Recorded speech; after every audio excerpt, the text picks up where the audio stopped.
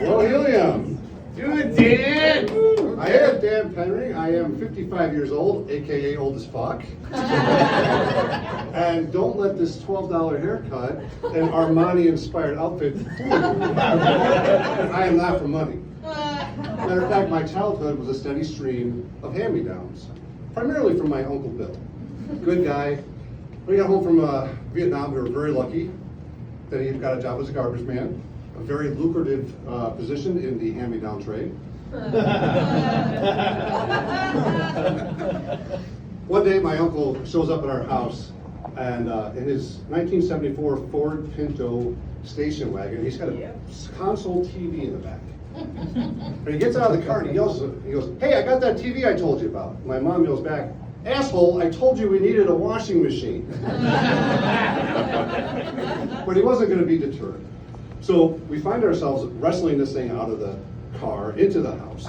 Now we already have a functioning console TV, and we have this other console TV. So a small discussion goes on, and the decision is we're going to put the new to us TV on top of the old to us TV. Because a hillbilly is as a hillbilly does. Okay, I owe you some transparency. I am 50% hillbilly. My mom is 100% hillbilly, and my Uncle Bill is like 300% hillbilly. All right, so let me take you through the roster of Team Knucklehead here. So my Uncle Bill is a little younger than my mom. He is dressed, he's got gym shoes on. He's got the white socks that come up to your knee with the 3 blue stripes on them. Everybody remember those?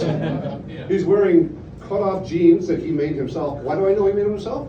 Because one of the pant legs is a full 1.5 inches longer than the other. He's wearing a t-shirt, blue this day. He's got a pocket right here. In that pocket, there is a lighter. There's a pack of cigarettes, and hidden behind the cigarettes is a playing card with a nude picture on it. He's got a farmer's hat on, probably John Deere, could be International Harvester, hard to say. And his 2 adornments, always. A cigarette in his mouth, and an old style in his hand. Oh yeah, the beverage of my people, ladies and gentlemen. My mom, she doesn't dress like that. She just kind of always has this look on her face like she wanted either more out of life or less of the life that she got. And I'm like, I don't know, I'm like 8 years old. I mean, you ever see the movie Oliver? You know, the pickpocketing kids? Yeah. Okay, picture that in a t-shirt that says "I'm with stupid" with the arrow pointing to the left. That was me. That was the role I played. So anyway, we get the TVs in position, and we're about to make the lift, and we make the lift, and I look over and I say, "Hey, there's a bunch of shit still on the TV. What are we gonna do?" And I'm thinking, all right, so I'm only half hillbilly here.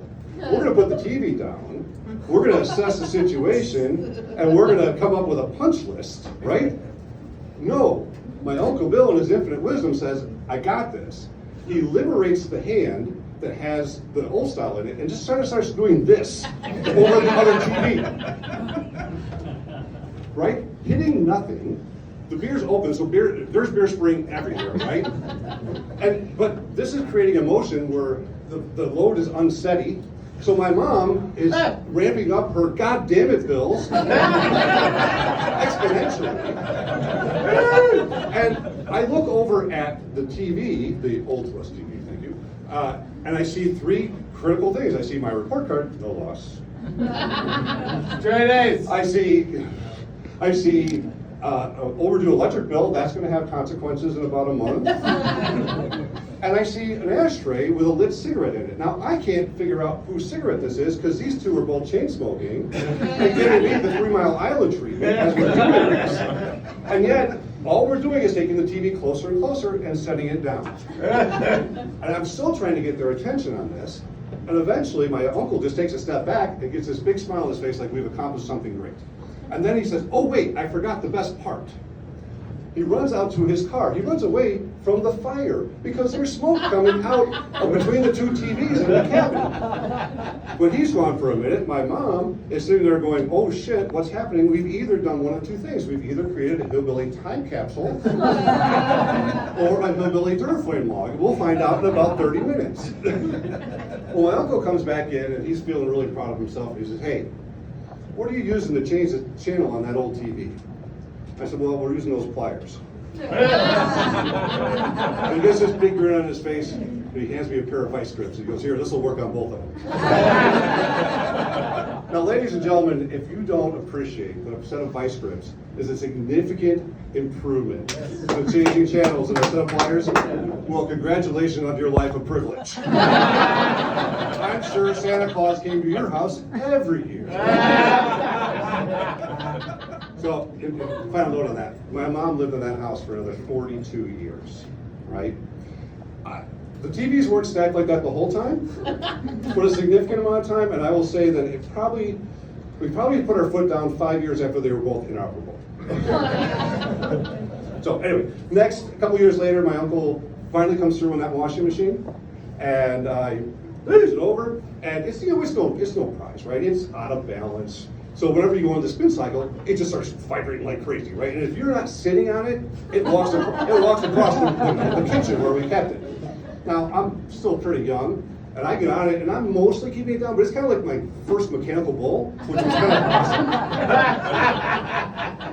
But my aunt finds out about this, and she comes over, and she lights my mom up. I mean, they are outside yelling at each other. And then there's some crying, and then there's some hugging, and my mom comes back in, and she says, okay, we're gonna keep the washing machine. She can come do her laundry whenever she wants. Maybe come over and help us with ours, I don't want to talk about it anymore. So anyway, a couple years later, by this time I'm like 14 years old, right? And I'm a big guy, right? My uncle Bill is a big guy. He's the only guy in my family who's about my size. So I would get a box of clothes from him about every 2-3 times a year, which was great because I'm not getting like multi-generation hand-me-downs. So this is great until one day I open the box. Ladies and gentlemen, have you ever had an instance in your life where you see something and you realize that people that love you or you think you love you told you lies, and now you're starting to connect dots? There's no Santa Claus. Oh shit, there's probably no Easter Bunny. It probably was a shotgun wedding. In that moment, I looked in that box and I said, oh, Uncle Bill's a cross-dresser. I now know why my aunt was so disappointed to lose her vibrating washing machine. And now, at least for the foreseeable future, I am also a cross-dresser because the only clothes I have that fit me are in that fucking box. Thank you, everybody. I'm Dan Penry.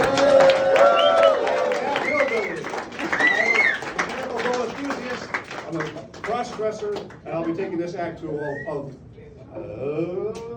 Waffle House near you.